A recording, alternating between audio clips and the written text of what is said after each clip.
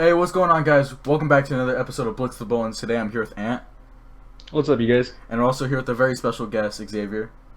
Hello. There we go. So we're going to start off talking about this Jaguars game. Xavier is here to talk about the Broncos versus the Chargers, and we're going to get all into that after we break down this whole Jaguars-Chargers games.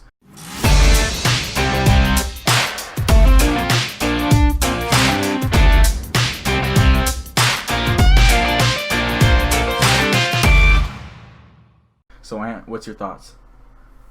My God, does it feel good to be on this side of the scoreboard for once. Being the ones coming out on top feels really good. Even though that game for the defense, or at least the run defense aspect of it, wasn't all too pretty. We'll get into that later. But just for now, it feels so good to be back in the win column, and I hope that we can keep this rolling since we have a pretty easy stretch of games coming up.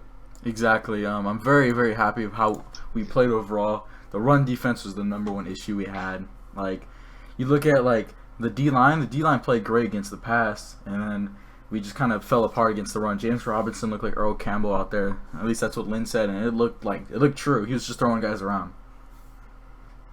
But I mean, to combat that bad with the good though, that pass defense, like we touched on, is they played really good surprisingly. Besides, obviously some missed tackles in the secondary. I'm looking at you, Casey Hayward. You had like 2 missed tackles that ended up being some really crucial tackles that he should have made.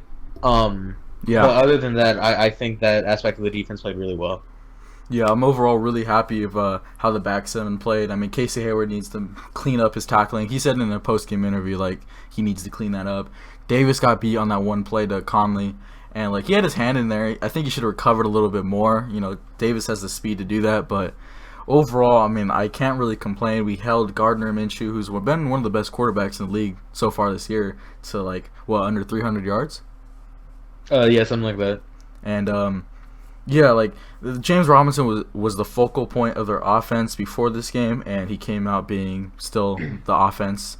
And I can't really think of anyone who had a really bad day. I mean, Casey was the first one that comes to mind. Nasir looked pretty good on his blitzes and his solo tackling. Rayshawn had a day stopping Minshew. Linebackers, I'm still a little iffy on Kenneth Murray. I'll be the first to say that, but he's improving week to week. Kaiser White got his first sack. He's my boy. I'm really happy with how he played. And then Denzel, besides unnecessary roughness, he's been good. Yeah, I think everyone played really well. The only other complaint that I would have is Nas on his, I believe when Jacksonville went for their third 2-point attempt, I believe he missed his coverage, which led them to getting the 2-point conversion to their tight end. But obviously that didn't really matter too much in the end. We still came out on top for that game, obviously. But I mean, just something that I saw that I think everyone should take some notice of. But other than that, he's been playing really well. Yeah, I'm really happy of how he played, and like you said Melvin's gonna have a great game on your solo podcast, and you looked at Melvin. He had 8 pressures. He put that whole defense on his back. He really came back and stepped it up. He played a lot better than Joey Bosa, which I mean, Bosa's been dealing with injury and he wasn't in there on all snaps, but at the same time, neither was Ingram. Yeah. But it really shows that these past couple of weeks we really missed Ingram. Just he came back from this game and just absolutely dominated. Xavier, did you watch the game at all? I caught glimpses of it because that's what was on my TV station. So, yeah, I saw those Herbert deep bombs and I was jealous. To say the least. Well, on the topic of Herbert, let's switch over to the offensive side of the ball. Justin Herbert, obviously, man, can that boy play some football? God damn, he's pretty good. Just a little good. I don't know. Just that might be an understatement. So we're gonna ask you this, Xavier. How do you? I mean, you've already touched on it, kind of, but how does it feel to just watch Justin Herbert and compared to what people were saying pre-draft, seeing him now, how can you give us kind of your take on that? Okay, so I was watching Oregon most of 2019 just because my Bruins weren't doing so good. Joshua Kelly, hey. Exactly. Yeah. He was okay. So Joshua Kelly was the only good player on our offense. So I just switched over to Oregon most of the time. And I would say that Herbert, I mean, he looked good, but I'm just gonna say that when the draft came, everybody was crapping on him. And when you're watching his college full game, I saw a leader. I saw like all the talent was there. It was just a simple offense. Yeah, I got you. Yeah, go ahead. All right, so moving on. I want to talk about the running game before we fully dive into Herbert, just because like chronological order here. Justin Jackson and Joshua Kelly. I mean, the offensive line is giving them nothing, but they're making okay plays. Justin Jackson, so many J's. He played pretty good in the receiving game. Kelly played all right.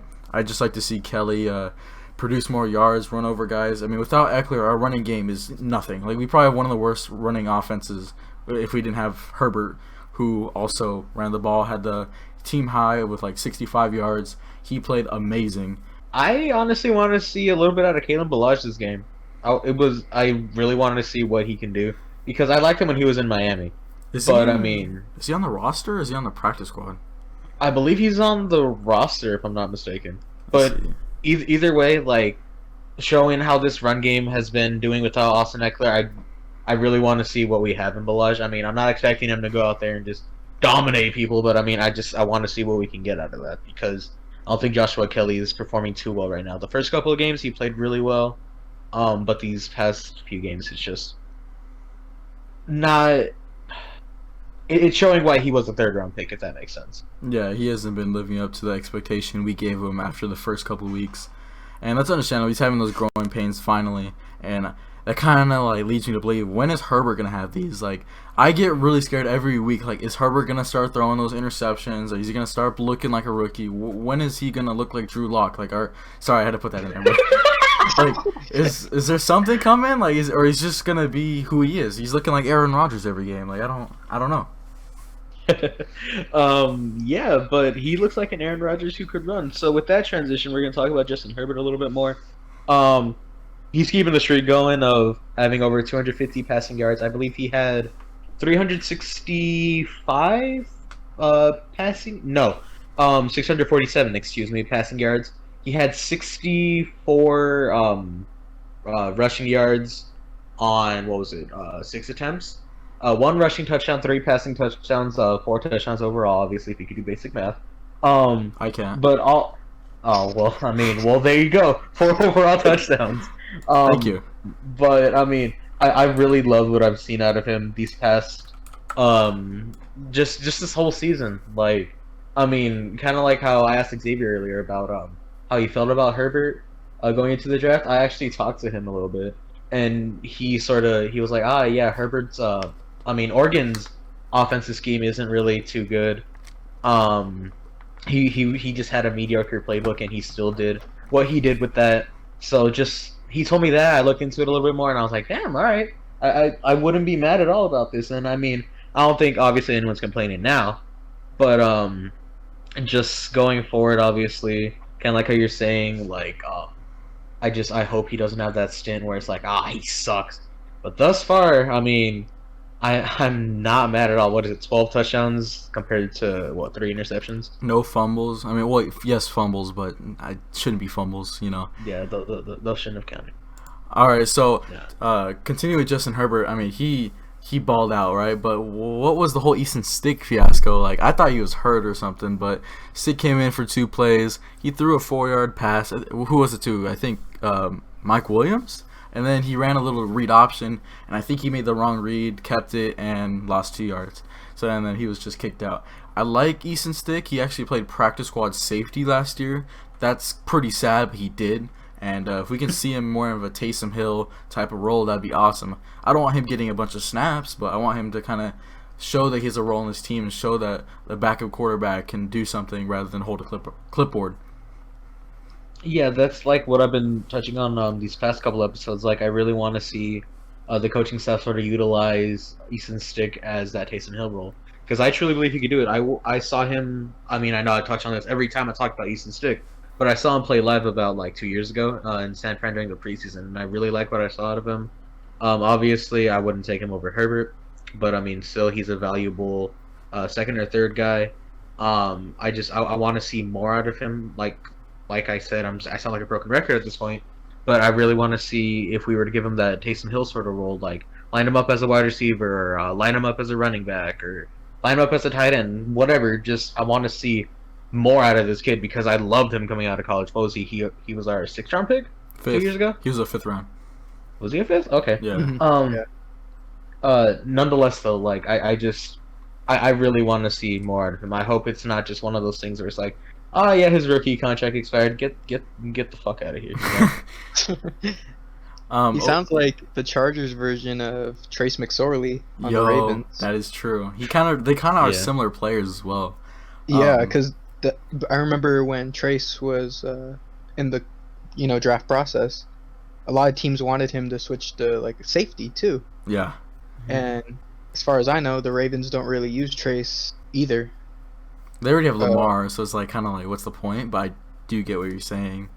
Yeah.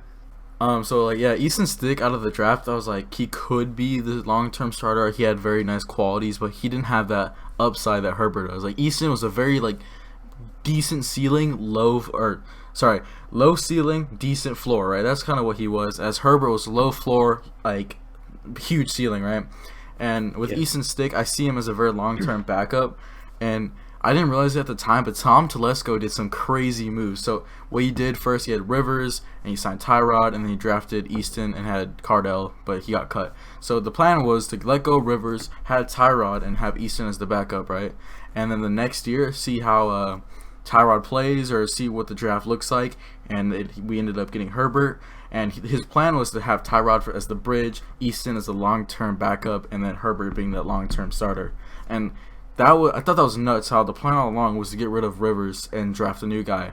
And we knew that before Rivers even played his last season. Like, he played a season with us where Tom Telesco already had that plan in place, is what I'm trying to get at.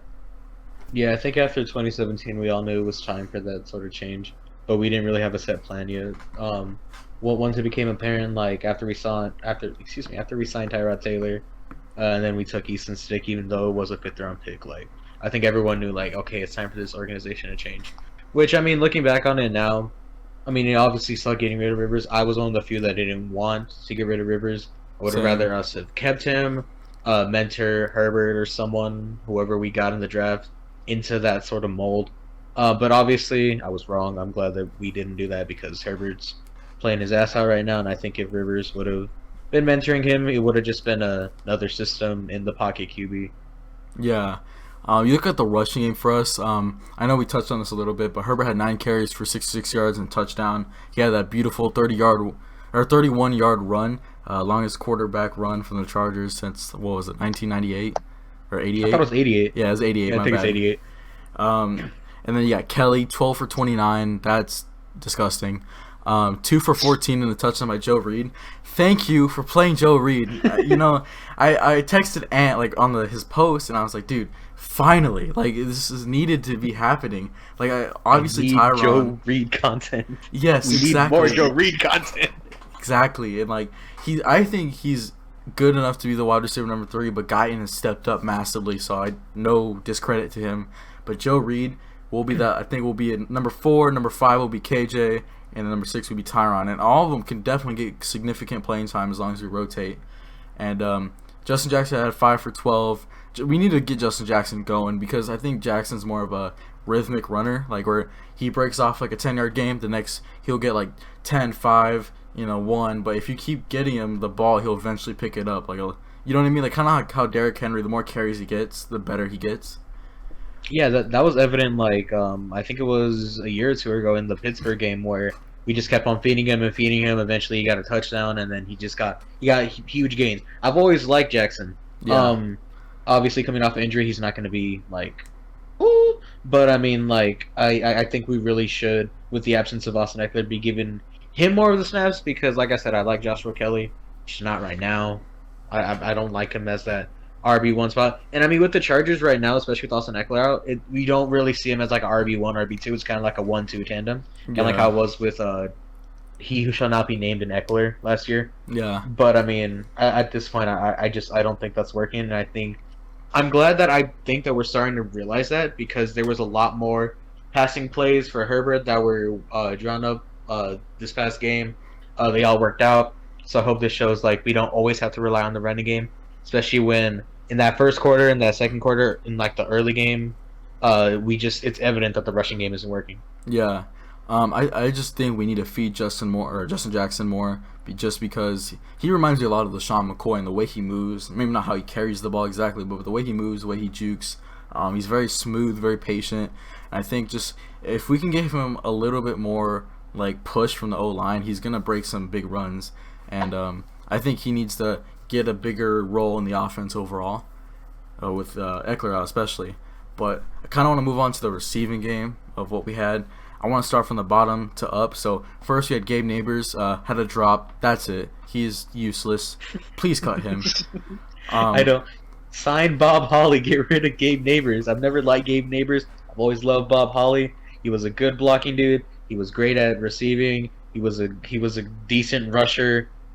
He was. I think that's the way we should have gone overall. But I mean, obviously, I'm not Tom Telesco. But just get rid of Gabe Neighbors, please. Yeah, I'd rather have like a tight end playing there, like put Steven Anderson in or something. Like Gabe Neighbors just isn't it. Tyron Johnson had a target, no gain. Mike Williams had 1 catch for 4 yards. I'm pretty sure that's from Easton Stick. Yeah, I believe so. And your boy Chicken Parm, 1 catch for 22 yards and a touchdown. You can hit on that. 2 catches. 2 touchdowns. The best tight end. No, I'm kidding. He's not the best tight end. Antonio Gates, question mark? I mean, he's a tall dude. I mean, the thing about Parham is he's like the Mike Williams for tight ends. Just get the ball up to him. He's a big dude. He'll make that. He's a big, strong dude. He'll make that play if you get the ball up to him in the perfect position that he needs it, which Herbert has been doing for like the whole last 2 passes that he's thrown to him. But the 2 passes have been some pretty damn good passes that resulted in touchdowns. Exactly. So I mean, sorry, I cut you off by accident. But with Virgil Green being out, I mean, it's unfortunate. I wish him the best. I wish him speedy recovery. But it's going to be interesting to see how Parham can transition into the role that Green played, because for those of you who don't know, the coaching staff is going to be giving Donald Parham the Virgil Green snaps. So I'm really excited to see what we're going to get out of him. Yeah, I mean, Parham, he kind of reminds me of Jimmy Graham, the way he gets up and gets the ball. He's very dangerous in that red zone. I don't think he's a very good tight end outside of the red zone. Not yet. It's his first year. But overall, he kind of gives me that Jimmy Graham mold. And speaking of tight ends, Hunter Henry, 3 catches for 23. He wasn't really the Hunter Henry we usually see, but that's okay.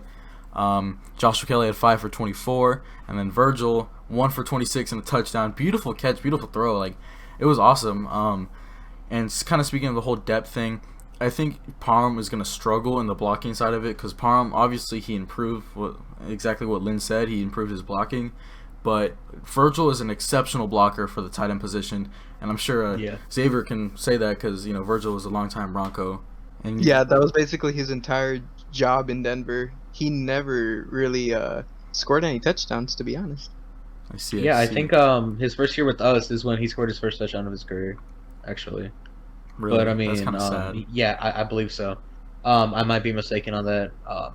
But yeah, like Virgil was our top blocking tight end. We're gonna miss him, obviously. Like I said, speedy recovery for him. Yeah. But, yeah.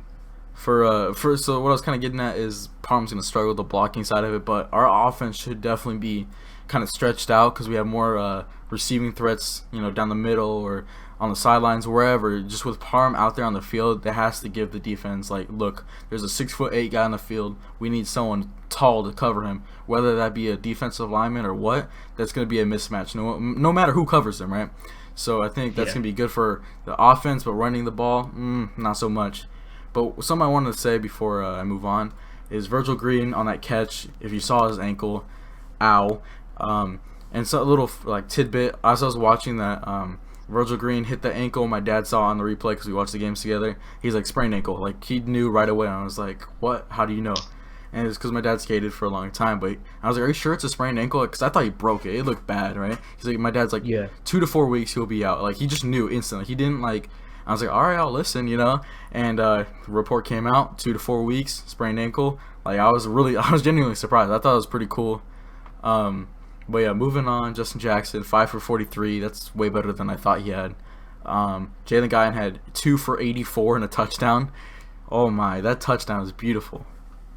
I was saying this during the game when I saw that. He might not be the exact speed as him, but I think Guyton can eventually become our sort of Tyreek Hill, just that deep threat, go.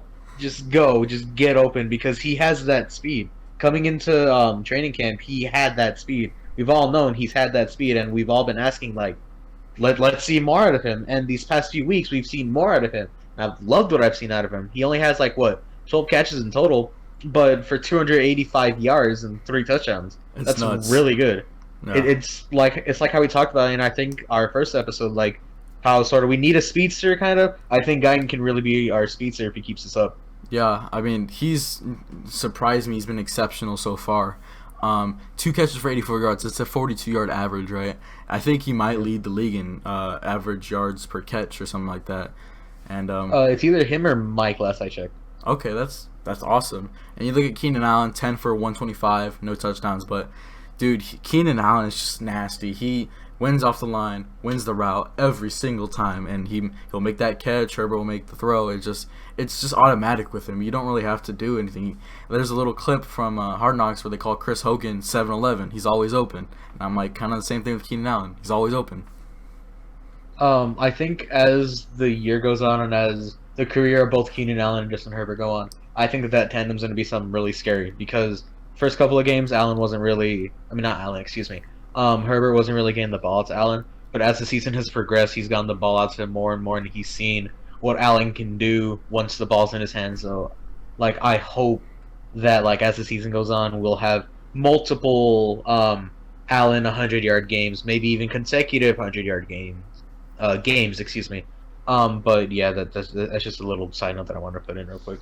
I agree, man, and with that, we need a good offensive line. I think the offensive line played pretty damn well. I mean, obviously, run blocking needs to improve as it has been, as it needs to be for the past month. But overall, I'm really happy of how we protected Justin Herbert. Like, he didn't really have to run for his life or anything, and Herbert started using his legs more, which definitely made our offensive line look way better than it actually is. But I think we started to move the pocket, which isn't something we've done in previous weeks. I think we're starting to finally know, like, holy shit, our offensive line sucks. Well, I mean, we've known that, but I think people from inside the organization are starting to realize, oh shit, we suck with our offensive line. So we're starting to move the pocket a little bit more. Obviously, our offensive line played better. That doesn't mean they were good. We just played better, I think. But a report came out saying that Bulaga should be ready to go against Denver. So I'm hoping that that's true. I'm hoping that we can get those guys back. Trey Turner, obviously, and Brian Bulaga. That's our entire right side of the line. That'd be huge. Because God, I can't stand seeing another game with Ryan Groy in it. I don't like Ryan Groy. I gave him the benefit of the doubt these past couple of weeks. Like, okay, yeah, maybe he's just slowly getting into it. He's slowly developing. No, he's terrible. I don't like him, and I'm sorry, but he's not good. I mean, he can be a 3 guy, maybe potentially a 2. He should not be a starter. Yeah, like at the end of the day, like, dude is 30 years old. He's been in the league for 8 years. He should, if you've been in the league for that long, you should obviously have some sort of value. But I am not seeing it at all. I mean, if Trey Turner is out for longer than we think, like a couple weeks ago, if we noticed that, we should have just signed Quentin Spain and had a long-term replacement. But I think we still should sign Quentin Spain regardless. I think that's an after. Yeah, he's still season. A free agent. I think that's kind of like an after the season type of thing, because if we don't sign back Feeney or Lamp, then we should definitely get one of the Spain. You know what I mean? Yeah.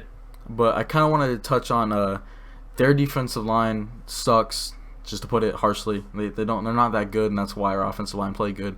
They have Josh Allen, who Pipkins locked down, which actually I was really surprised that he did. Kaylavon Chason, I liked him out of college. He was a really athletic, versatile type of guy, but he's not translated very well.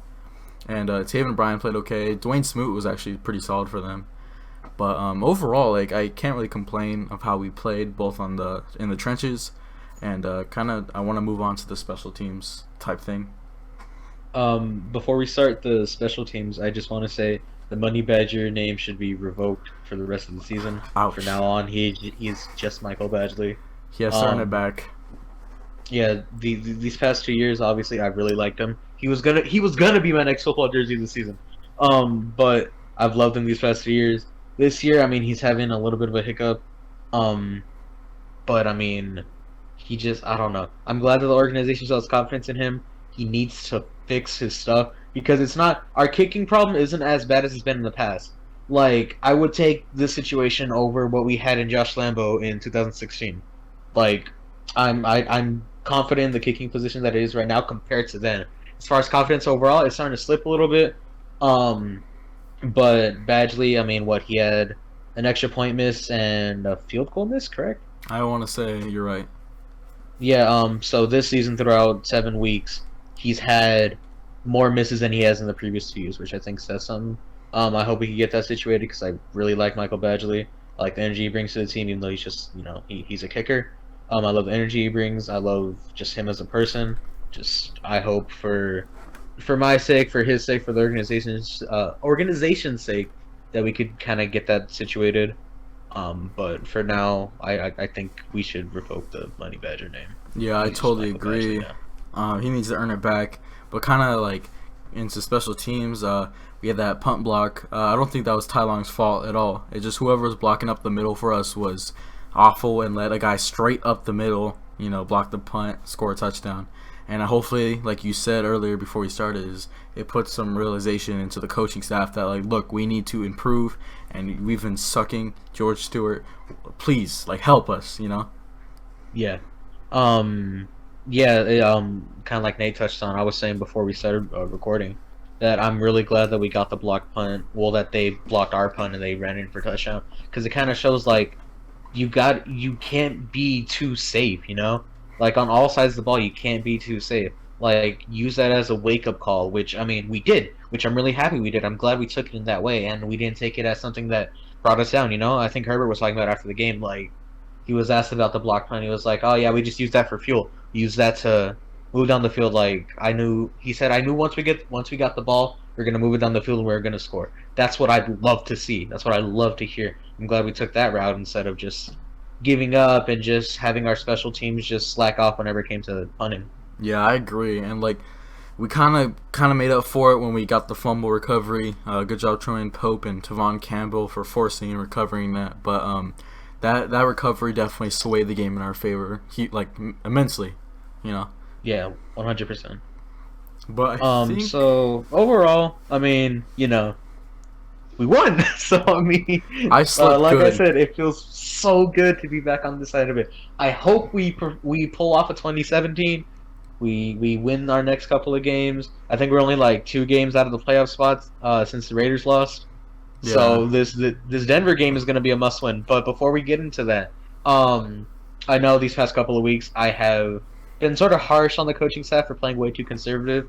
I think a lot of people have been really harsh on them. I'm glad that this game we did not play conservative whatsoever. Passing on first down. I didn't see that in the. Yeah, like it wasn't the same basic run pass. Like once we had the lead, it wasn't run pass. There was some mix up. There was pass, run, pass, play action, and then just they mixed it up for once. And the payout was really good. We put 39 points on the board.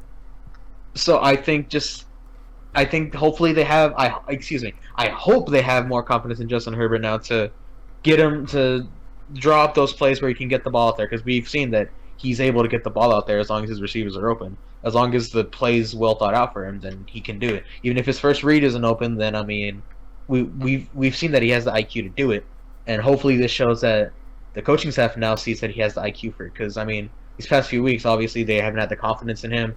It's just been primarily relying on the rushing game, which would be fine if we had Austin Eckler.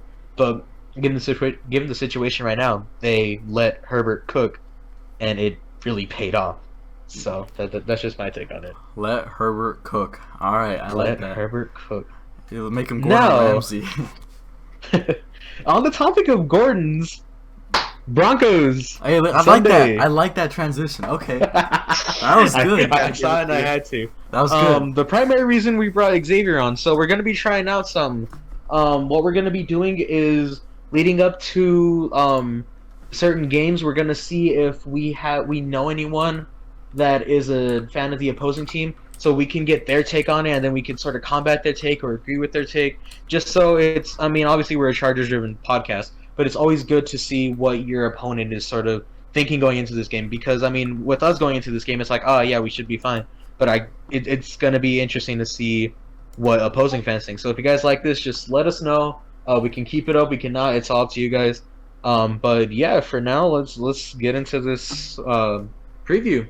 All right, so we're back with the Denver Broncos depth chart. We're gonna do a little roster comparison, roster breakdown of the Broncos and the Chargers. We got Xavier here. He knows a lot more about the Broncos than I ever would, but I'm gonna kind of give my take on it, and he's gonna kind of like let me know or tell me more about them. You know. Real quick before we get into that though, Xavier, going into this week, how do you feel about your team overall? Like how they've been performing, if they've been underachieving, if they've been good. Just what's your take so far? As a Broncos fan, I'd say it's been a decent so far. Our schedule has been really tough. Week 1 against the Titans, it was a close game, but we couldn't come up with a win. And obviously, next week against the Steelers, another close game. We couldn't come up with a win, and they were both undefeated until this weekend. So those were very difficult opponents to face. And then, of course, Drew Lock got hurt in that Week 2 game against the Steelers. So we had Jeff Driscoll, who was pretty awful after that game. And he was replaced with Brett Rippon in the Jets game, who didn't do terrible. I mean, he got us the win. So that's all that really matters. Anyone's going to remember, you know? It was the Jets, but yeah, I'm it's sorry. the Jets. I'm sorry. Hey, dude. Win's a win, Jets, dude. then Yeah. that's awful. Just tank for Trevor if you're going to lose to the Jets. Yeah, exactly. Watch us go out and lose to the Jets. Oh my God. Shut up. Shut up. And then against the Pats, Drew Lock comes back after that whole COVID pushback. And he did very well that game. Don't let the stats deceive you. The 2 interceptions were pretty bad. Like, awful, really. But it was the first interception, the receiver and Locke, they weren't on the same page. I think he was supposed to do a comeback route. Instead, it was just the Pats receiver the Pats corner right there. So he just took that. And then the second interception, our offensive coordinator ran a 4 verts play, even though we had the lead, with Philip Lindsay back there. 2 minutes left. Drain out the clock. What are you doing? I didn't get that play at all. Because we were having success the whole day against the Patriots running the ball. And yet, for some reason, Pat Shurmur just keeps wanting to air it out. And that's not the best thing when Drew Lock was, barely in his 7th game so far in his career? Yeah. It's rocky. And then last week against the Chiefs, everything fell apart, especially with the snow. I don't know if Drew Lock can play in difficult weather, because some of the plays I don't even know who he was throwing to be honest. And I'd say the only good thing from that game for the Broncos was that their defense stepped up. I mean, they've been stepping up all year, but I think they only let Mahomes get 1 TD and 200 yards. And I think the Chiefs were 0-7 on 3rd downs, which is remarkable. And I agree. now we're going to face the Chargers this coming weekend. I mean, I'm hopeful, but there's no guarantees. Yeah. You and Nate are sort of gonna start talking. This is more of your guys' forte. Sort of talking about the roster, just comparing the rosters, just sort of breaking them down. So I'll leave you guys to it. So yeah, I'm gonna have a screenshot on the screen throughout this whole time. We're gonna go from top to bottom. So it's listed right here that the first wide receiver position is Tim Patrick, Deshaun Hamilton, and Tyree Cleveland. And interesting. Okay, from my perspective, Tim Patrick seemed to have a breakout game a couple weeks ago. Yeah, basically. It seems to be that ever since Cortland Sutton was gone for the year, with his torn ACL, that Tim Patrick has been Locke's go-to.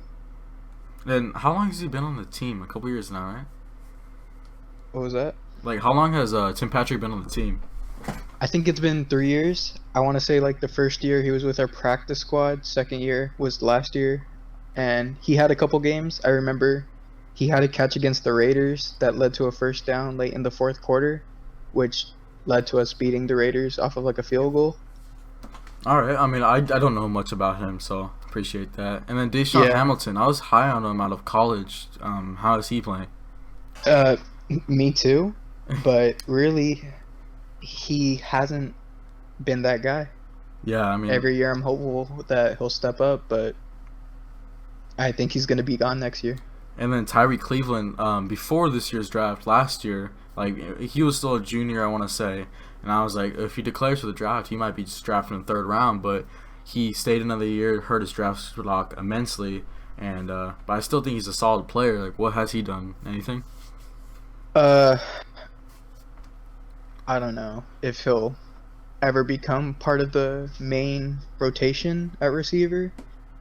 Right now, he's just a special teams guy. I got you. All right, Garrett Bowles. He was a bust for a little bit, and he started to kind of rejuvenate his career. Am I correct on that?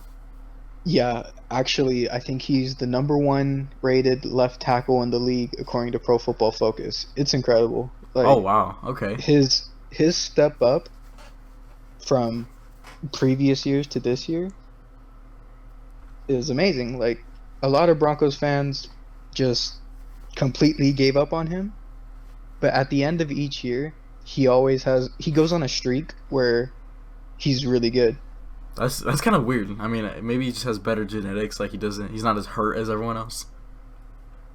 But Yeah, he simply it just also built helps different. that Mike Munchak is actually it's his second year with him, so he's been developing him into really a star on our offense. Yeah, Mike Munchak's a good coach, dude. I've heard a lot about him.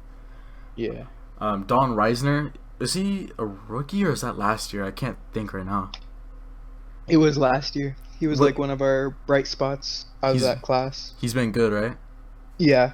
And This year, I think he's still been good, but he dealt with like a shoulder injury for like a week. I got you. I think he still played last game against the Chiefs though, so he's been good too. That's good. And then it says Lloyd Cushenberry. I liked him out of college. I think he's one of the best centers. Is he playing up to that or? Yeah, actually, like the whole offensive line has been really good. Like one of our best units in the league, really. Yeah, this offensive line, like, essentially since you're telling me Garrett Bowles has stepped up pretty well, like, this offensive line's actually really good. Like, there's no Yeah. real weak spot. You look at the right guard position, Graham Glasgow he was a phenomenal player with the Lions, and then his backup, Netane Moody, he had, like, the most bench presses last year, or in this year's combine, I mean. And I thought Netane Moody was the number one guard in this class, and you guys got him. He's not even starting because this offensive line's so good. Yeah, it's crazy. Especially with DeMar Dotson. Oh, We he's picked him up from the Bucks. from the Buccaneers, and he wasn't starting like the first 4 weeks. Instead, it was like Elijah Wilkinson, and Elijah was pretty bad. So, and once DeMar stepped in, it was over. Like, there was no more problems on the offensive line at all. That's good. I mean, I don't know why they started a younger guy over the veteran DeMar. Like, DeMar's been around for like 13 years. Exactly. I don't get that either. Looking at the It tight must be ends. nice. Oh, sorry. Real quick, it must be nice having a offensive line with some good backups. I mean, What's that? We could never. Anyways, but my fault. I had to put that in real quick. I'll trade my pinky toe for, Tane Moody. We need a better guard. Groy's not doing Sure. it. Looking at the tight ends, we got Noah Fant, Nick Vanette, Jake Butt, the GOAT, and then we have Alberto. I used to know how to be able to say his name, but I can't do it anymore. Yeah, I just stick with Albert O. Okwanibukanam, something like that. I was close. I think it's Okwanibukanam. Okubunam or something like that. Alberto it is. Yeah, Albert O is the name. Noah Fant, like, I know he's a guy that can break out any minute. Has he really been like a number one tight end, or he's kind of been one-dimensional that he can only catch? Nah, I'd say that he's our number one guy. I think he's the number one guy before Tim Patrick.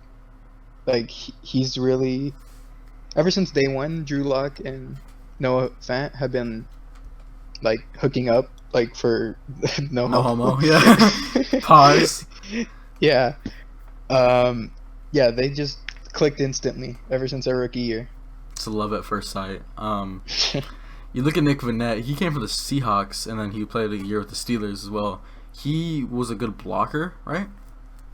Yeah, that's basically his only job, and if he ever catches the ball, it's Not well, going far.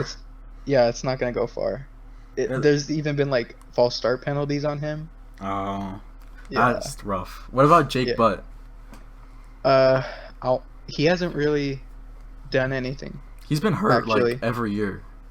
Yeah, I mean, I'm glad that he's finally recovered. I think it's been 2 straight years with a torn ACL. Because his rookie year, he sat out because he was still recovering from his Michigan ACL. And then when he came back his second year, he tore his ACL again. Jeez, man, same leg, you know. I actually don't know. I got you. And then Albert O. Before this draft, like the previous draft, I want to say 2018. I thought Albert O was gonna be the next like great tight end. Like I thought he was that guy. He came back for another year, and he didn't play as good as we all thought he was, and he kind of slipped down the draft. So I think you guys might have gotten a steal with him. Him and Fant are gonna be like a deadly combo for a while. That's basically what's already happening. Yeah, against the Patriots, I think he was fully like active as a part of the team, and Drew Lock started going to him immediately. The only problem is that like he dropped some touchdown passes. Oh. And that's crucial. Yeah. How are you gonna win a game without touchdowns?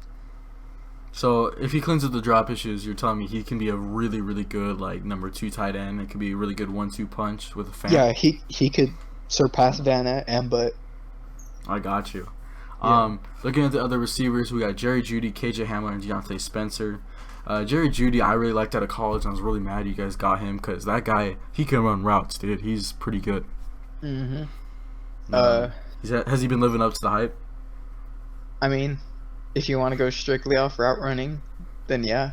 But I don't know if Pat Shurmur has been calling plays directly to him or not, because he's only been getting like a couple catches for like 5 yards or 10 yards every game. He's like a check down guy.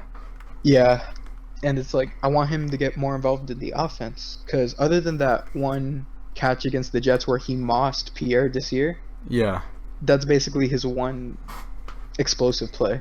And then what about KJ Hamler? He's supposed to be like totally explosive. Yeah, again, like he's just been like one of those guys that get like a short comeback route for 5 to 10 yards, and that's basically it. I see. And he had like a hamstring injury for like 2 weeks, I think weeks 3 and 4. So he came back against the Patriots, and then he got a concussion in that game, and then he came back against the Chiefs, I think. It's just been injury riddled so far. Yeah, it's kind of the story of the Broncos season, sadly. Welcome to the Chargers season. That's what we do. But thank you for taking a role this year.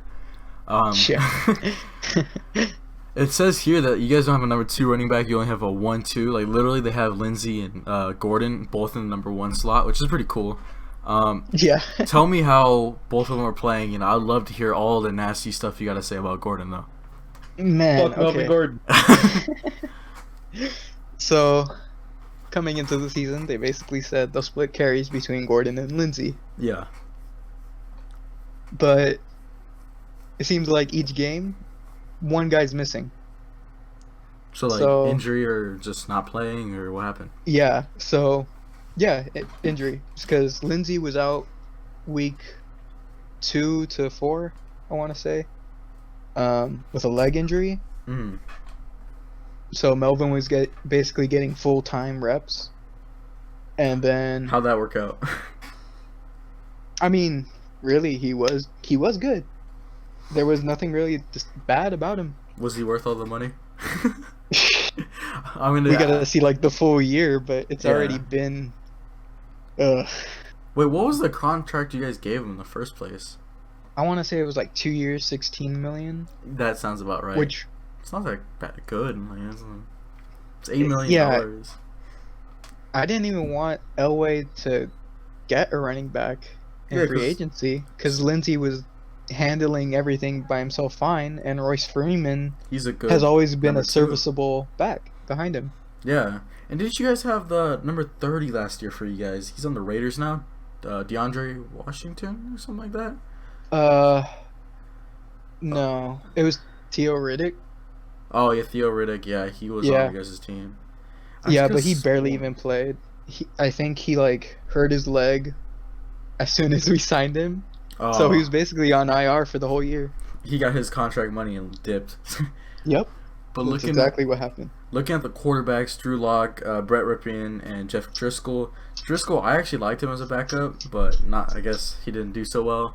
And then Rypien, he's okay out of college, and Lock, he's kind of Yeah, I mean, I still believe in Locke. I think most of the Broncos fan base does. It just, sooner or later, you have to put up some type of production, Yeah, like, and they that's have what to- we're not seeing. You have to have that one game where he gives you guys hope, like showing, like, look, he can be the franchise guy, and he just hasn't done that yet, right? Yeah, I mean, other than the Texans game last year, which kind of made him blow up, you know? Yeah. But other than that, it's been just average to below average play. I wonder if he's And- gonna be like Paxton Lynch. Huh? I wonder if he's gonna be like Paxton Lynch. Paxton. Man, Paxton was just bad not memories. that good at all. And it sucks because he came in as a guy who needed to learn a full playbook, needed to restructure all his habits, Mm-hmm. and he had 4 offensive coordinators in 3 years. He had the Herbert treatment. You know, the Herbert Yeah. Oregon treatment. That Exactly. sucks. Like, so it was just a recipe for disaster. Yeah. And he only played like 4 games, and in 2 of them he got hurt. How are you gonna So- draft a guy in the first round and only let him play 4 games? Like, that doesn't even make any sense. Yeah. I mean, I like Trevor Siemian, but after he was let go, I just said, like, why didn't you try to get Paxton more involved? Yeah. I mean, you can't motivate a guy, but Simeon's I thought he was a really good player, and then he went to like the Vikings and the Jets, and he just kind of fell off the face of the planet. But I thought he was your guys' best quarterback since Manning. basically, Trevor Siemian was not bad. Yeah. The offensive line was garbage. He was getting destroyed behind that offensive line, which doesn't help. I think he led us to a 9-7 record. That's not bad, like, if, you know, considering what the talent he had around him. Yeah, he was a smart quarterback.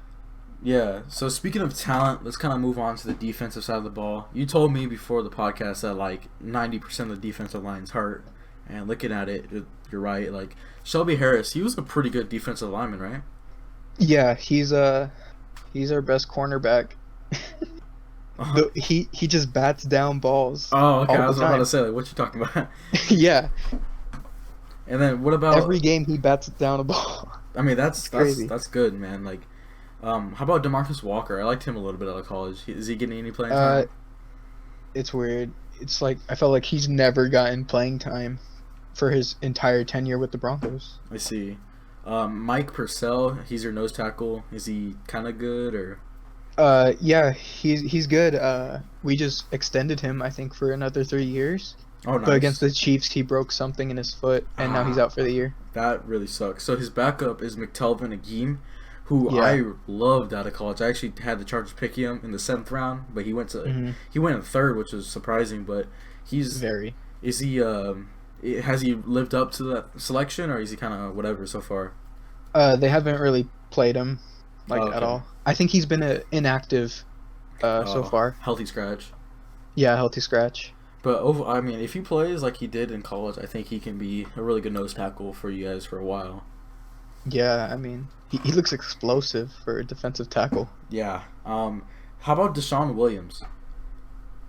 I mean, he's serviceable. He got that interception against Cam Newton, Oh, which he got a just pick? dove for the ball. Okay. Big boy play. He got one of those Madden picks. Yeah. And then his backup Draymond Jones, who I thought was really good out of college. Why isn't he starting? Uh, I honestly thought he would. I think he's gonna be inserted into Mike Purcell's role, possibly, Oh, I or see. move Deshaun Williams to Mike Purcell's role, and then move Draymond Jones up Yes, he because should. Deshaun's a bigger dude. Yeah, you guys are running a 3-4, so like filling that nose tackle role shouldn't be that hard. Yeah. I mean, he got a sack last week against the Chiefs, so Draymond. I mean that's good. Yeah. Okay, that's pretty good. And then you look at your sub linebackers, Jeremiah Tachu. Chargers fans know a good amount about that guy. He's kind of been a bust for us for a little bit. Second round pick guy in 2012, I want to say 2013, around that era. He has not lived up to our hype. He went to the Chiefs, and now he's with the Broncos. I want to say he's playing pretty good with you guys. Yeah, that's facts. Wait, can I? Whenever he's given snaps, he produces, whether that's plugging up holes or getting rushing after the quarterback. Yeah. Oh, he's drafted in 2014. Sorry, my bad, guys. But yeah. I mean, I'm surprised he's actually kind of having a bounce back type of year for him. I mean, good for him. I kind of wish it wasn't with a division rival, but that's cool. Yeah. His backup, Anthony Chickalo, he spent some time with the Steelers, and he wasn't that bad. He was a good rotational guy. Has he done anything? Yeah, we just signed him like 3 weeks ago, I think. I think it was whenever Jarrell Casey went down. I see. Is he kind of all right, or? Yeah, he's been all right. I think he got a sack against Cam Newton. I think he was unprotected, and he just went in there and slammed him. Hey man, sack's a sack. Yeah. So of course we all know about Bradley Chubb. He was picked in the top 5. He's a monster. Him and Von Miller is super scary to go up against. Luckily, we only have to go against one of them. Sorry, but it's true. Yeah. Is he playing like he did in his rookie year? Or is he kind of falling down? No, he's I think he's fully recovered now because the first 2 weeks it seemed like that knee was still bothering him. I see. And I think there was even reports saying that. But now he's fine. Now he's doing better. Just like he was during his rookie year, being a monster. What do you think about Malik Reed? His backup. He was undrafted, I think, last year, and he's just doing his role. Okay. He gets after the quarterback, and that's his job. Alexander Johnson. I heard a lot about this guy. PFF's a little poster child. Like PFF loves this guy. Yeah. I haven't really heard his name. Like he got a pick in the game I went to, and I was like, "Who's this guy? Like, who the hell is this guy?" I had no clue. But it looks like he's actually stepping up to that like number 1 inside linebacker role, and he's playing pretty good. Yeah. He was also like an undrafted guy, but I think he had some type of case in court, which led him not to play. So that's kind of like where his rise out of nowhere came from. Oh, okay, that makes sense. Yeah. Um, And he's filled that role perfectly. yeah, I mean, I've been really impressed with him. Like, I'm genuinely surprised of how much he's grown. And looking at another inside linebacker you guys have is Josie Jewell. Out of the draft process, I thought he was going to be pretty good. Has he been all right, or? Yeah, we released Todd. Todd Davis. Yeah, Todd He's good. Davis. I'm not too sure why you guys did that, but It's crazy because he just filled his role perfectly. I think that says a lot about this whole defense. Really, everybody just meshes together well. Yeah. They do their job. It's that coordinator. Your defensive coordinator is definitely doing a good job. Yeah, I think Vic Fangio also has something to do with that too, since he's more of a defensive-minded coach. Yeah, he was a really good defensive coordinator. Where was he? The Bears? Yeah. Yeah, he was good. Looking at your corners, you guys have AJ Boye, Michael. I'm not gonna try to pronounce his last name, and Duke Dawson. OJ Moodia. OJ Moodia. Okay, and then Duke Dawson. That's all the left side. Tell me about them. AJ Boye, he just came back from an injury last week because we lost him in the Titans game, week 1. I remember that. Yeah, and he did good. It's only a 1-game sample size, but he did good. He's been a good corner for a long time, so I don't really like. expect anything bad out of him. Right. And then how about Michael? Oh, wait, how do you say it? OJ Mudia? Perfect. Gotcha. All right. Yeah. So he's a rookie out of Iowa, 3rd round pick. Had to be, go full in since of Boye's injury, and I think he stepped up. Other than the Claypool deep bomb against the Steelers week 2, he's been good, like very good for a rookie. So how about Duke Dawson? He was on the Patriots. He was actually pretty good. What happened to him? So Duke Dawson, just a special teams guy. Sometimes he gets reps at safety, corner during practice. Doesn't really get that many reps during games. Maybe like 10 snaps a game. Oh, okay. Hold on, playing. Yeah, Duke Dawson, he was really good for the Patriots. I was kind of wondering what happened to him, but it looks like he kind of has that depth special teams role with the Broncos. But on the other side of the corners, you got Bryce Callahan, Devontae Harris, and Essang Bassi.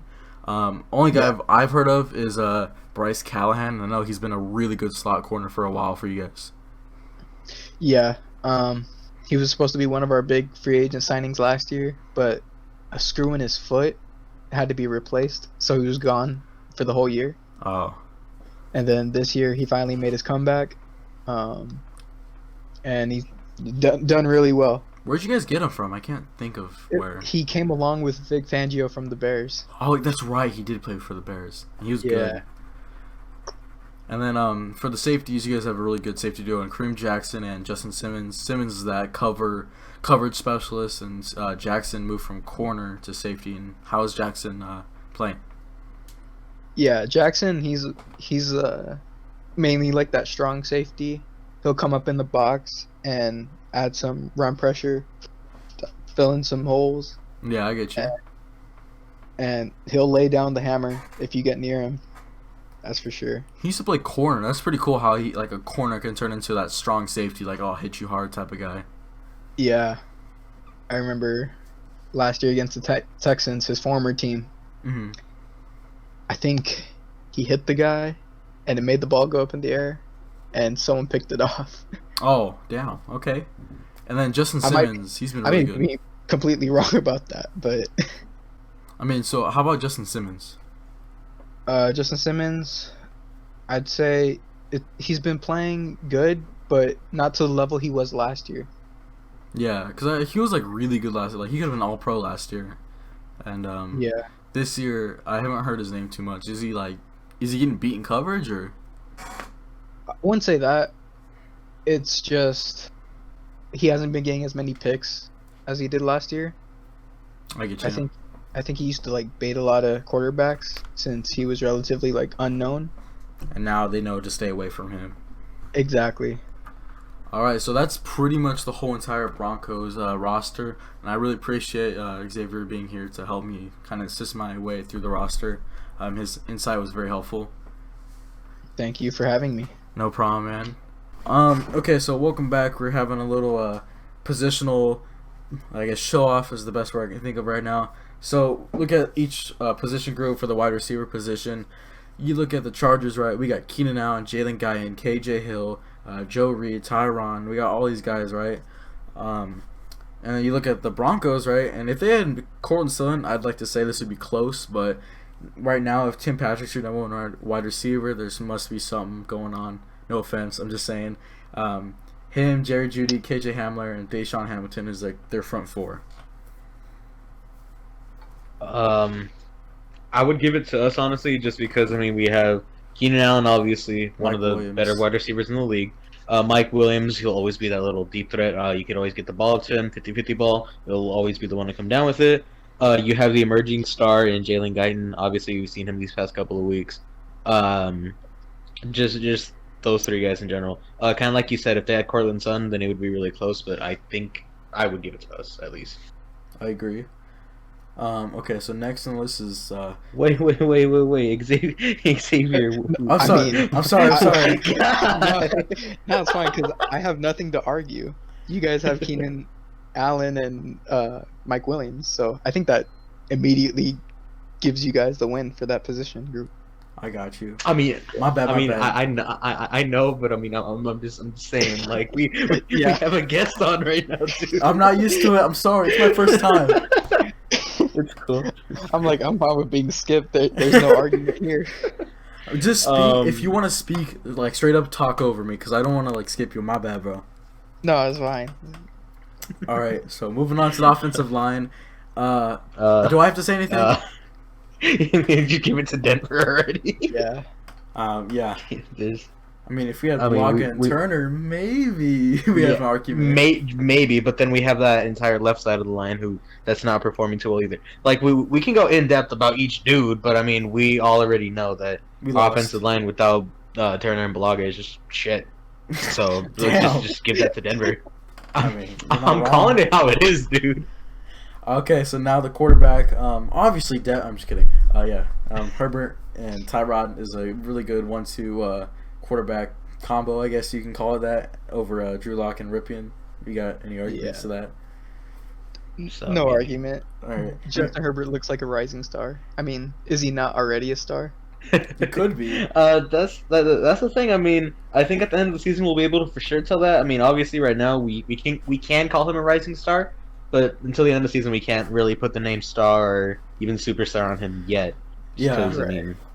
I mean, for example, Ryan Leaf. But I mean, goated. I don't want to think. I don't want to think negative. But, look at the there's always that fullbacks. possibility. Look at the fullbacks. Obviously, Andrew Beck got Gabe Neighbors because I can get over Gabe Neighbors in this point. Like, that's a joke. I can't. I'm not playing the NFL, but Andrew Beck isn't great, but Gabe Neighbors is worse. Yeah. Okay, looking at the running backs, obviously, I hate to say it, but Melvin Gordon and Philip Lindsay blows Justin Jackson, Joshua Kelly out of the water. Yeah, I think if we had Eckler, then, I mean, we could at least sort of debate Eckler and Jackson against Gordon and Lindsay, but I mean, as much as I hate Melvin Gordon, I think we obviously give that to Denver. Yeah, he's, like, as much as we hate him, he's not a bad player. Yeah. Fuck him. Would you guys call him a positive or a neutral, like, player? Like, how we feel about him? No, but just like, in terms of production, I guess. He's good. He's positive. He's good for the most part. He's a good player. Okay. During those crunch time situations, it's hard to sort of rely on him. But I mean, just overall, he's a good player. Unfortunately, because he caused us 2 fumbles in that Chiefs game, and I'd be scared to give him the ball. Yeah. Yeah, exactly. That's why, like I said, during crunch time, for example, that game versus Tennessee, he fumbled twice. Once when it really mattered. PTSD. So I mean, just. But other than that, he was a good running back for us. Excuse me. Yeah. Looking at defensive line, like if they had Von Miller, I think this would be really, really close. Like could be an argument for both sides here, but in my personal opinion, I think Melvin Ingram, Bosa, and Linval beats Tachu and Bradley Chubb and Shelby Harris. Yeah. I would say if we didn't have Ingram, then I mean, it would be really close. But I mean, we got Ingram back this past week. We've seen that he doesn't have any of that rust on him. He doesn't have any of that caution that comes with having like that injury. So I would give it to us. Do you guys hear my dog barking in the background? If you do, I'm so sorry. It's very slight. Yeah, you're good. God damn it. It's okay. You have anything to input? It just so many injuries on that D line. Yeah. Von Miller didn't even get to play a snap. Jarrell Casey played for like a game. And then now Mike Purcell's out. I mean, I have to give it to the Chargers. Yeah, I mean, Jarrell Casey was one of the most underrated players of this decade, and that sucks. He got traded for, like, goldfish, dude. Like, yeah, it was a 7th-round pick. I was so surprised when I woke up that morning. For, like, a really, really good defensive lineman. That's nuts. Dude. Yeah. It's like trading Bosa for, like, a 4th. Like, are you serious? Like... Yeah. Speaking of defensive linemen getting traded for nothing, Everson Griffin to the Lions for a 6th-rounder. I understand he's old, but like, look at that guy is a monster. Yeah, I don't get what a conditional 6th-round pick. Like, God, things are just falling apart over there in Dallas. Which I mean, I'm happy to see, but I mean, just the whole Dak situation is just unfortunate. But I mean, it's like I was watching NFL Live earlier today. Just as a side little tidbit, real quick. They're talking about like once Dak got injured, like it showed that the Cowboys can't function without him. Like, there's no leadership. There's that whole organization is falling apart week by week, Sure. and like it sucks to see. But I mean, if just Dak Prescott going down is all it takes to sort of expose those problems, then they've got a real problem over there in Dallas. Yeah. Yeah, I mean, and they're suffering through as many injuries as us too, because I think 3 of their 5 starters on the offensive line are out, and it just like let's say the Cowboys are tanking, who would you even pick? Yeah, exactly, because There's so their many team, holes. yeah, it's Someone on just, defense. probably I That pick a whole defensive guy secondary is, because like, struggling. yeah, Tommy I'm said surprised like they a didn't. corner. Yeah, I'm surprised they didn't go and pick up Earl Thomas. Yeah, Like he's they still haven't even been in market. communications with him or anything. I think that he'd be a good fit in Dallas.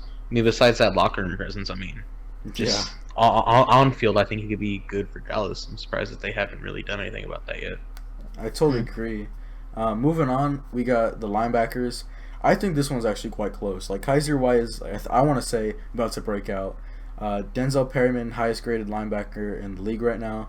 Kenneth Murray, I have no comment because I don't like him, but I don't hate him. God. I'm neutral. Okay. What? Okay. Just a side thing. Why? Can you like sort of explain to me a little bit why? I mean, it's not like he was overhyped going into this. He was a first round pick, but he was a 26th overall first round pick. I mean, for me, I know he has a very high ceiling, but his floor is also very low. He's playing like okay. I just don't see I don't see it. Like, he doesn't make those huge splash plays. I haven't seen turnovers because of him. I haven't seen like a straight turnover for him. I haven't seen him really tackle anyone in the backfield. Like, he had a couple plays, but it was really because of the defensive line or Denzel. Like, I don't know. He had a couple cool tackles, but I don't really see like that guy yet. I mean, I think in a couple years he's gonna be like, damn, I really like this guy, and I hope I eat my words like 100%. But I just don't see a first round linebacker that we traded up to get that everyone loves. I just don't see it yet. But that's just me. Contrary to you, he is the highest performing, I believe, defensive guy selected in the draft right now. Okay. Outperforming that of Patrick Queen.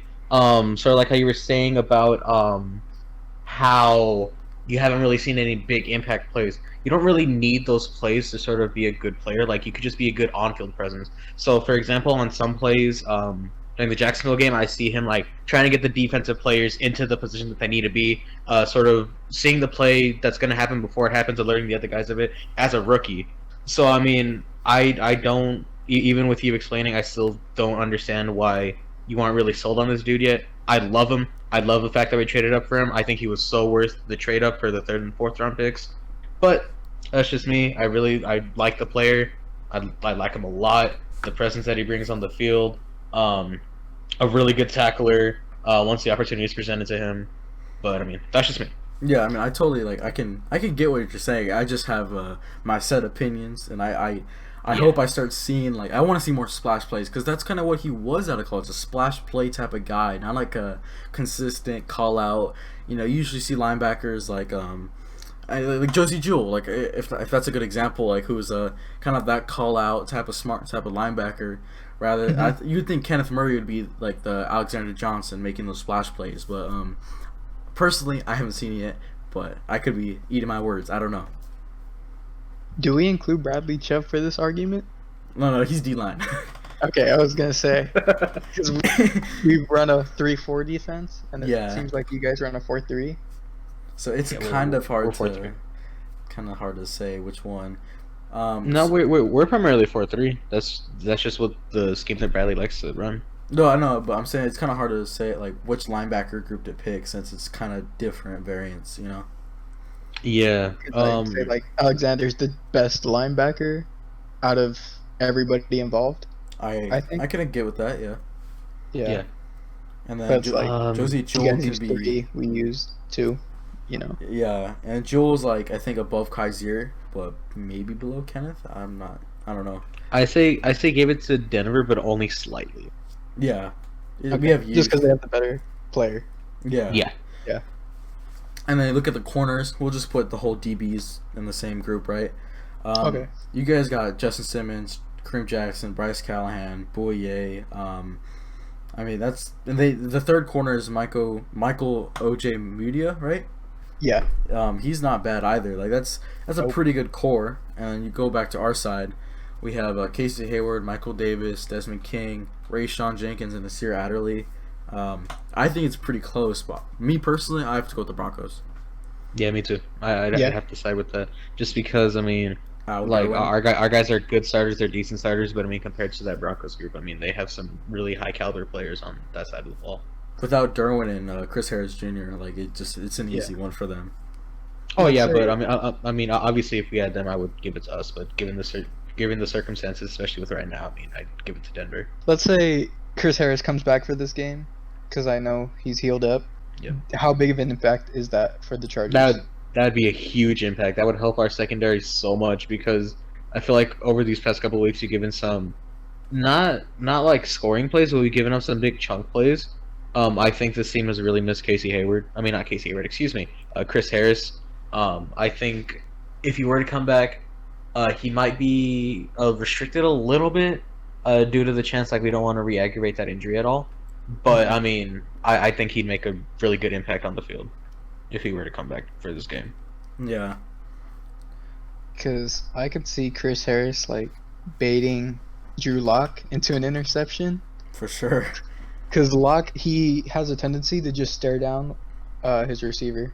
He'll just lock in on one guy, Lock. and yeah, Lock. He lives up to the name. You know what? I want to say it right now. I would hate if Melvin Gordon scored a touchdown on us, and then Chris Harris like intercepted Locke. I feel like that's just the It's perfect. possible Like, if he does I feel play like- this. Yeah, if he does play. Hopefully he does. I don't. It's gonna sound a little bit harsh. I don't think we'll need him too much this game, but I mean to get him back, obviously you're not gonna complain. Yeah, that's true. Yeah. So overall, who do you think has the better roster? Let's ask Xavier that question first, actually. Can you say that one more time? Overall, who has the better roster here? The Broncos or the Chargers? Oh, Putting you on the spot. man, I love our defense, but I think it all just starts with the quarterback. If the quarterback's not performing, how far does your team get you? Yeah. And I think I'm just gonna give it slight edge to the Chargers because Herbert's playing out of his mind. I have to agree, like with everything you said. I think without injuries, like on both sides, it would be literally neck and neck. It's just the quarterback that gives us the hunch over. But you guys have a better O line, better back seven, better linebackers. Like it's just our D line and our quarterback is what's really putting us ahead right here. Yeah. Yeah, that Denver offensive line is going to be giving our defensive line some. I think it's going to be their biggest challenge I hope. so far this season, as far as the line goes. Yeah. Shermer loves airing it out, so we might not even do that. Oh yeah. Mhm. You guys have anything else to say? Yeah, real quick. Something we haven't really touched on too much is like the coaches. So Xavier, how do you feel about your head coach so far this season? I mean, he's doing a good job, Vic Fangio, mainly with the defense. Like I said, he's just keeping us in games. Just the offense has to step up. Drew Lock, Yeah. only has one passing touchdown past 3 games he's played. And of course, like there were some drops against the Patriots, but no one's gonna remember those drops. Everybody's just gonna look back on your stats and see that you didn't do well. Yeah. So that begs the question: what do you think the outcome of this game is going to be? It's a coin flip, honestly. Because Drew Lock can, and he said he will, but they're just words. Yeah. He can flip the switch. That Texans game is giving me hope, and I don't know why. It's been so long. I get that. Yeah. So Do you have a score prediction or like any players who you think are gonna play really good or really bad for both sides? I guess just Tim Patrick. He's continuing to put up games that, like 100-yard performance against the Patriots, I think. and he even had like a long reception against the Chiefs in the snow. Oh, wow, And really, okay. that's Locke's go-to guy. So I'm gonna just stick with Tim Patrick. Do you have Maybe like anyone? 24-20. Okay. And Yeah. anyone do you think that will play bad? Hmm? Do you think any? Do you, It was silent. I didn't hear your question. oh, sorry. Yeah. Do you think anyone will play bad for the Broncos or the Chargers? Either one. Uh, Melvin Gordon. Melvin Gordon.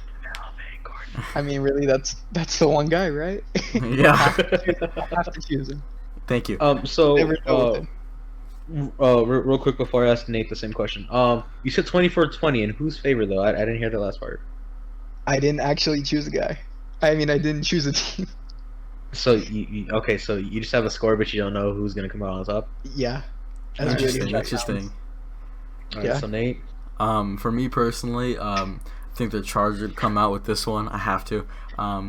31 to like maybe 20, maybe in the 17 range. Just because I feel like our defense is gonna finally step up, make some turnovers happen with Drew Lock, and Herbert is gonna be Herbert. And players who I think will play bad, and players who I think will play good. Bad, obviously Melvin Gordon. I just hope so. Good, I think. As much as I pooped on him today, Kenneth Murray. I think Kenneth Murray is gonna show Melvin Gordon what's up and what he's missing out on. And I think you'll have that final breakout game that we're all looking for from him. And that's what I think. You were a lot nicer with your scoring prediction. I'm thinking that it's gonna be 28-14. Obviously, I think I'm gonna give it to us. Just because I feel like kind of like Xavier touched on, if your quarterback can't perform, then what can you do? I mean, your defense can get you the ball back, but if you're not gonna do anything with that ball, then what's the point? I'm only Oh, he homie left. Yo, he went. I'm only, and he's out. All right.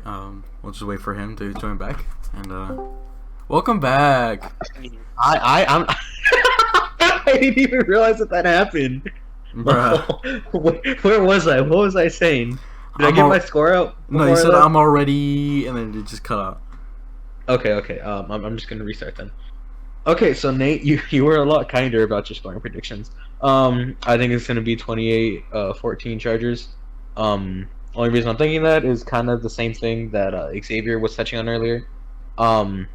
It all comes down to the quarterback. If you can't get the ball, and if you can't score points, then what can you do? You know, sure, your defense can get you the ball. But at the end of the day, if you can't do anything with the ball once your offense is out there, like, what can you do? That being said, I don't think Locke's gonna have a bad game. I just don't think he's gonna be doing too good. Coming off of that shoulder injury, excuse me, it's gonna give him some more problems, kind of like they did last game. For us, I believe Mike Williams is gonna be the guy that sort of does really good. I'm saying 8 catches, 89 yards and a touchdown. A player that I don't really think is going to do too good on our side of the ball, at least. It's also on the offensive side. I don't know why. I just have a feeling that Keenan Allen isn't going to be as good as he was last week. That isn't to say like he's not going to be good. I just don't think he's going to get those 100 yards. I believe Justin Herbert is going to continue the trend of having 250 plus yard games. I put him at 331, three passing touchdowns. On the other side of the ball, I mean, you don't wish bad on anyone, but Melvin Gordon. I hope Melvin Gordon does not perform too well. I'm looking forward to seeing what sort of hits we can get on him. Yeah. I really want to see if there was a swap that came out at the beginning of the year, Charger swap. He put out. He's a really good swap designer. Yeah. It was Melvin Gordon in a Broncos jersey getting tackled by Joey Bosa. So if that picture can be recreated into real life, I would be so happy about that. That'd be pretty cool. All in all, though, I think it's going to be a really good game. But like I said, I don't think that Broncos offense can perform. The defense is going to give us a lot of trouble. I just don't think that their offense can keep up to par. Yeah. So all in all, thank you everyone for watching and listening.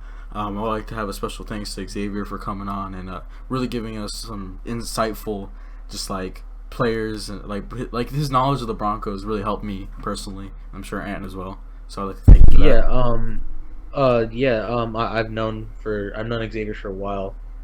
He has some really good insights. Not only the Broncos, just football in general. He actually got me into sort of looking more into football rather than what's going on field. Sort of like analyzing all the stats, going in depth to see what impact the players can make, even if it doesn't show up on the stat sheet. As was evident today, he kind of like you were saying how he helped out you.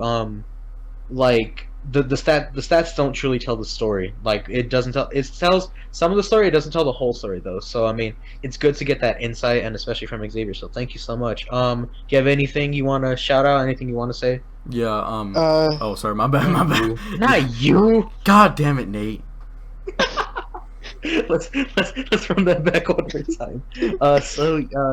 Yeah, Xavier. With that being said, do you have anything you want to shout out? Anything you want to say at all? I don't really have any plugs or anything. That's what I was talking about. I caked him. He just left. just wait for him to get back.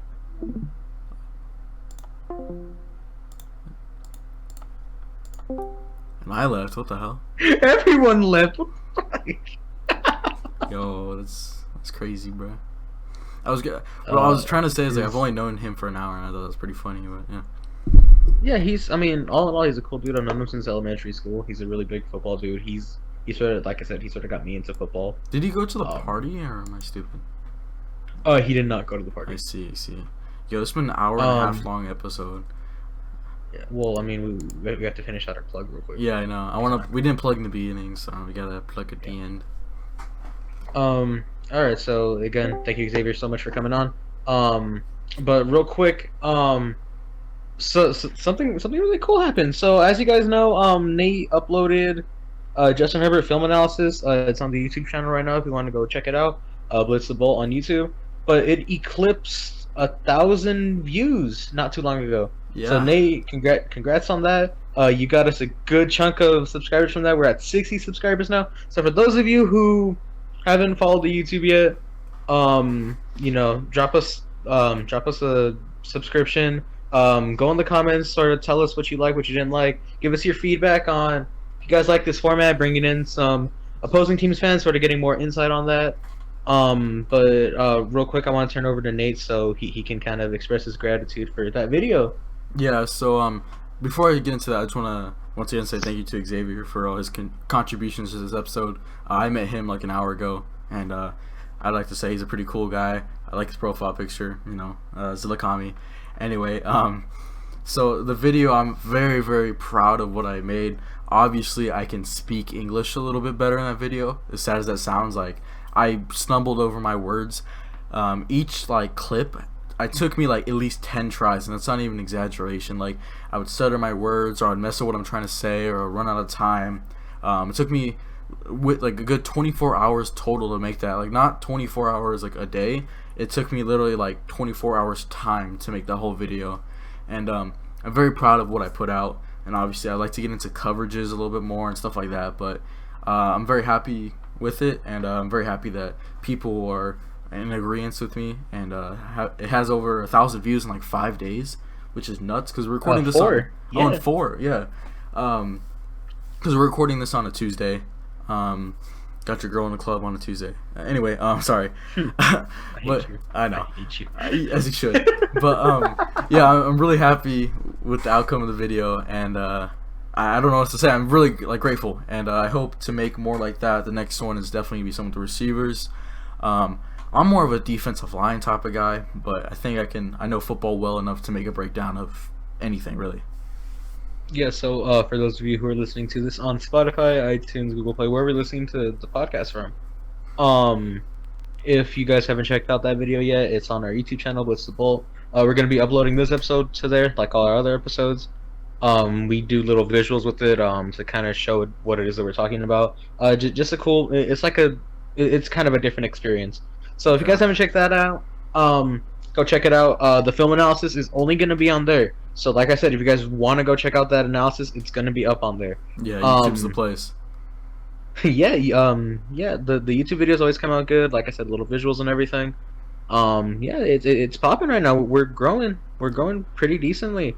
But real quick, I mean, it wasn't my video, but I want to say thank you guys so much for sort of checking out not just Nate's video, not just my solo one, but just everything that has been done so far. We went into this just we weren't expecting all that much. It was just the idea behind it was sort of just two friends talking about the Chargers, you know, just putting their ideas out there to the world. That's what we said in our first episode.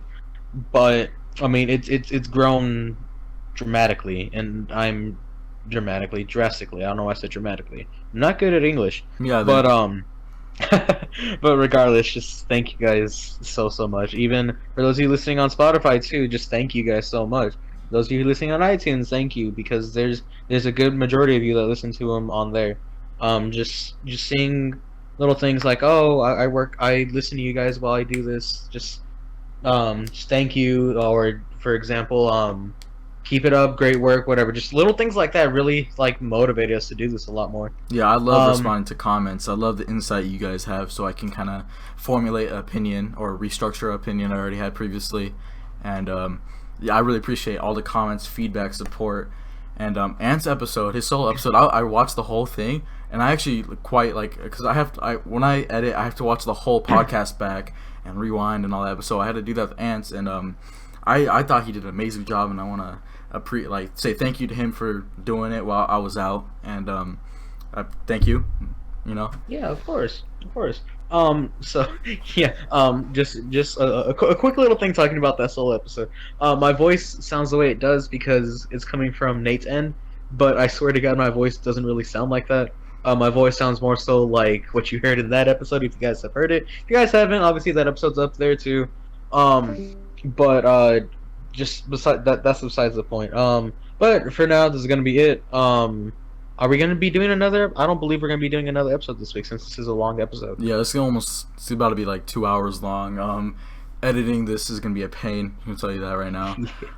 Yeah, I'm sorry about that. Nah, it's cool. So yeah, I just want to before we end it, I want to say editing these take a very long time. Even the small little visuals, each picture I have to Google it, download it, and then I find the time we're talking about it, stretch it out for that long, do a little zoom effect, and if it's a long time we're talking about a single player, I'll put multiple pictures, and that doesn't seem very hard. It's actually quite simple, but just that alone takes a long time because you have to listen back and then find where you were as you're downloading, and it's very tedious is what I'm trying to get at.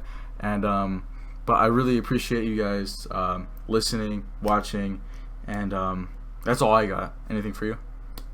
No, that's really about it. Obviously we do this every video, but if you guys want to follow me on Twitter, the @ is Herbert's Hype Man. You probably see me on there. I'm commenting and reposting and doing all kinds of stuff on most of the Charger stuff. He's more active I do than yeah. Twitter's just an interesting place. Twitter, actually, real quick, another little tidbit. Did you know that the Chargers have the most interactive fan base on all Twitter?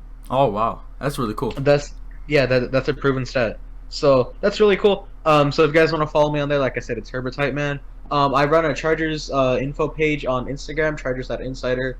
Anything that happens with the Chargers, whether it be breaking news, game updates, game highlights, anything like that. If it's a thing, I'll post it. So Chargers.insider if you guys want to follow that. But that's it for me for now, Nate. Yeah, that's it for me as well. Just to finalize everything, thank you, and we'll see you guys next time. Yeah, see you guys next week. Peace. Peace. Hey, what's going on, guys? Welcome back to another episode of Blitz the Bolt, and today I'm here with Ant and a special guest, Yo, what's Xavier. I should get some water. God damn.